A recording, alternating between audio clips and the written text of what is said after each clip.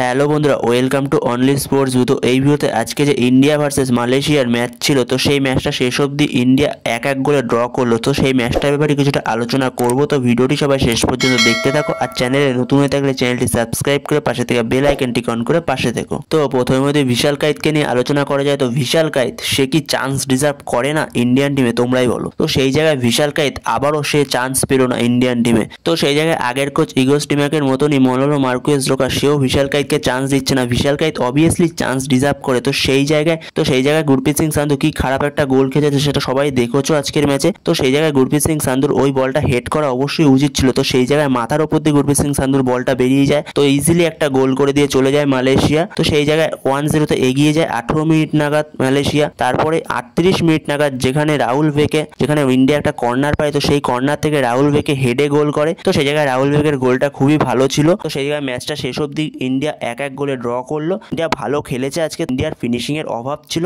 একজন স্ট্রাইকার দরকার। তো সেই জায়গায় ইন্ডিয়ার এই জিনিসটাই দরকার, স্ট্রাইকার যে ফিনিশ করতে পারবে বলটা। তো সেই জায়গায় ইন্ডিয়ার এই সমস্যাটাই রয়েছে, স্ট্রাইকিং এ ফিনিশ হচ্ছে না। ভালোই খেলেছে ইন্ডিয়া আজকে তুলনামূলক। ম্যাচটা শেষ অবধি ড্র করলো ইন্ডিয়া 1-1 গোলে। তো সেই জায়গায় এটা বলা যেতে পারে গুরপ্রীত সিং সান্ধু ভারতের 1 নম্বর গোলকিপার, কিন্তু বর্তমান সময়ে দেখতে গেলে গুরপ্রীত সিং সান্ধুর থেকে বিশাল কায়েত অবভিয়াসলি বেটার ফর্মে রয়েছে। তো সেই জায়গায় বিশাল কায়েতকে চান্স অবভিয়াসলি দেওয়া উচিত। একটা ম্যাচে যেখানে এটা ফ্রেন্ডলি ম্যাচ ছিল, তাও বিশাল কায়েতকে চান্স দিল না। অবশ্য এই ম্যাচটাই তো বিশাল কায়েতকে চান্স দেওয়া উচিত ছিল। তো তোমাদের কি মনে হয় অবশ্যই জানিও, বিশাল কায়েত কি চান্স ডিজার্ভ করে না ইন্ডিয়ান টিমে? তো সেই জায়গায় তোমাদের মতামত অবশ্যই কমেন্টে জানিও। তো বন্ধুরা, এই ভিডিওতে এই আপডেটটা নিয়ে আলোচনা করার ছিল। তো ভিডিওটি ভালো লাগলে অবশ্যই লাইক, শেয়ার, সাবস্ক্রাইব করতে ভুলো না। তো নেক্সট ভিডিওতে দেখা হচ্ছে, ততক্ষণের জন্য বাই বাই।